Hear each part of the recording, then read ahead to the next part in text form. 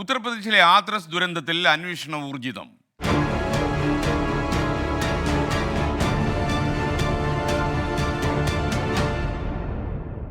ഇപ്പോൾ വരുന്ന ഒരു വാർത്ത, ഹാഥ്രസ് ദുരന്തത്തിൽ മരിച്ചവരിൽ മറ്റ് സംസ്ഥാനങ്ങളിൽ നിന്നുള്ള ആളുകളുമുണ്ട്.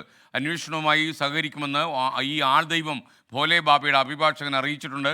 ഉത്തർപ്രദേശ് സർക്കാർ രൂപീകരിച്ച 3-അംഗ ജുഡീഷ്യൽ അന്വേഷണ സംഘത്തെ വിരമിച്ച ഹൈക്കോടതി ജഡ്ജി ബ്രിജേഷ് കുമാർ ശ്രീവാസ്തവ നയിക്കുമെന്നും വാർത്ത. ഉത്തർപ്രദേശിലെ ഹാഥ്രസിൽ നിന്ന് ഞങ്ങളുടെ പ്രതിനിധി ആർ അച്യുതൻ ചേരുന്നു. നിങ്ങൾക്കറിയുന്ന പോലെ 24 വാർത്താ സംഘം അവിടെ ക്യാമ്പ് ചെയ്യുകയാണ്. വല്ലാത്തൊരു ദുരന്തമാണ് ഈ ഹാഥ്രസിൽ അരങ്ങേറിയത്. Achuthan, good morning. എന്തൊക്കെയാണ് അവിടെ നിന്നുള്ള ലേറ്റസ്റ്റ് അപ്ഡേറ്റ്സ്? ആൾദൈവം അദ്ദേഹത്തിൻ്റെ കുറ്റമല്ല എന്ന രീതിയിൽ കഴിഞ്ഞ ദിവസം പറയുന്നുണ്ടായിരുന്നു. എന്താണ് ഏറ്റവും ലേറ്റസ്റ്റ് വിശേഷങ്ങൾ?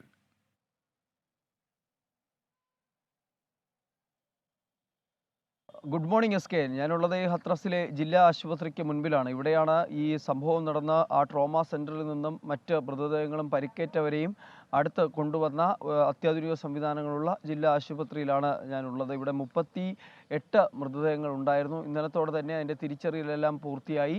ആ മൃതദേഹങ്ങൾ ബന്ധുക്കൾക്ക് വിട്ടു നൽകിയിട്ടുണ്ട്. ഈ അപകടത്തിൽ ഇതുവരെ 121 പേർ മരിച്ചതായാണ് സർക്കാർ നൽകുന്ന കണക്കുകൾ.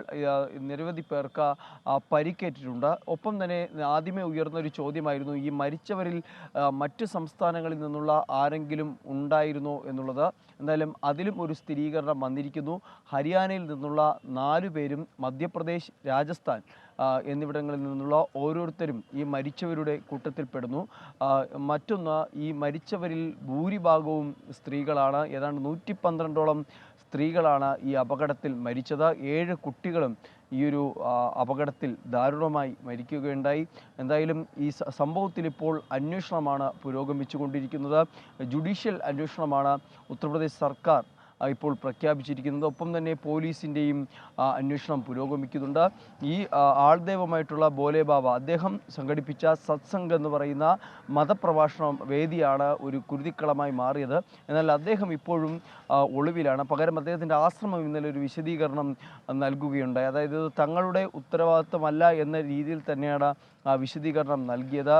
ഈ പരിപാടി കഴിഞ്ഞ് ഭോലെ ബാബ മടങ്ങി. അത് ഇയാൾക്ക്, ഭോലെ ബാബയ്ക്ക് ഈ അപകടവുമായി യാതൊരു ബന്ധവുമില്ല. ചില സാമൂഹ്യ വിരുദ്ധർ ചേർന്നാണ് ഇത്തരത്തിൽ അവിടെ ഒരു തിക്കും തിരക്കും സൃഷ്ടിക്കുന്നതും അതിൽ നിരവധി ആളുകൾ കൊല്ലപ്പെടുന്നതിന് കാരണമായതും എന്നുള്ള ഒരു നിസ്സാരമായൊരു വിശദീകരണമാണ് ആശ്രമത്തിൻ്റെ ഭാഗത്തു നിന്ന് ഉണ്ടായത്. പക്ഷേ കേസിൽ കർശന നടപടി എടുത്തുകൊണ്ട് മുന്നോട്ട് പോകാനാണ് ഈ ഉത്തർപ്രദേശ് സർക്കാർ തീരുമാനിച്ചിരിക്കുന്നത്.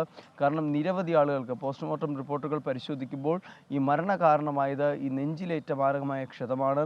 കാരണം ഈ തിരക്ക് അനുഭവപ്പെട്ടപ്പോൾ തന്നെ പല ആളുകളും തൊട്ടടുത്ത പാടങ്ങളിലേക്ക് വഴുതി വീഴുകയായിരുന്നു. അവർക്ക് മുകളിലേക്ക് വീണ്ടും ആ റോഡരികിൽ നിന്ന് ആളുകൾ പതിക്കുന്ന ഒരു സാഹചര്യമുണ്ട്. അങ്ങനെ വലിയ ഒരു അപകടമാണ് ആ ഭാഗത്തുണ്ടായത്. എന്തായാലും അന്വേഷണം ദ്രുതഗതിയിൽ തന്നെ മുന്നോട്ട് പോവുകയാണ്. വിമർശനങ്ങൾ ഉയരുന്നൊരു സാഹചര്യം കൂടി ആയതുകൊണ്ട് തന്നെ ഈ കുറ്റക്കാരെ വേഗത്തിൽ കണ്ടെത്തുക. ഇപ്പോൾ നിലവിൽ സംഘാടകർക്കെതിരെയാണ് കേസ് എടുത്തിരിക്കുന്നത്. പക്ഷേ ഭോലെ ബാബയ്ക്കെതിരെ കേസ് എടുക്കാത്തതിലും വിമർശനങ്ങൾ പല ദിക്കിൽ നിന്നും ഉയരുന്നുണ്ട്. സ്കേൻ. Thank you. ആർ അച്യുതനാണ് ഉത്തർപ്രദേശിലെ ഹാഥ്രസിൽ നമുക്കൊപ്പം ചേർന്നത്. എന്തായാലും വളരെ ഒരുപക്ഷെ ഇത്ര ലക്ഷം ആൾക്കാർ തടിച്ചുകൂടിയ സ്ഥലത്ത് ഇങ്ങനെയുള്ള ദുരന്തങ്ങൾ പ്രതീക്ഷിച്ച് പ്രിക്കോഷൻസ് എടുക്കാൻ കഴിഞ്ഞില്ല എന്ന് മറ്റൊരു കാര്യം. എന്തായാലും ഒരു റിട്ടയർഡ് ജഡ്ജിയുടെ നേതൃത്വത്തിലുള്ള അന്വേഷണ സംഘം, ജുഡീഷ്യൽ കമ്മീഷൻ അന്വേഷിക്കുന്നു. കാര്യങ്ങൾ വരട്ടെ എന്നാണ് നമുക്ക് പറയാനുള്ളത്.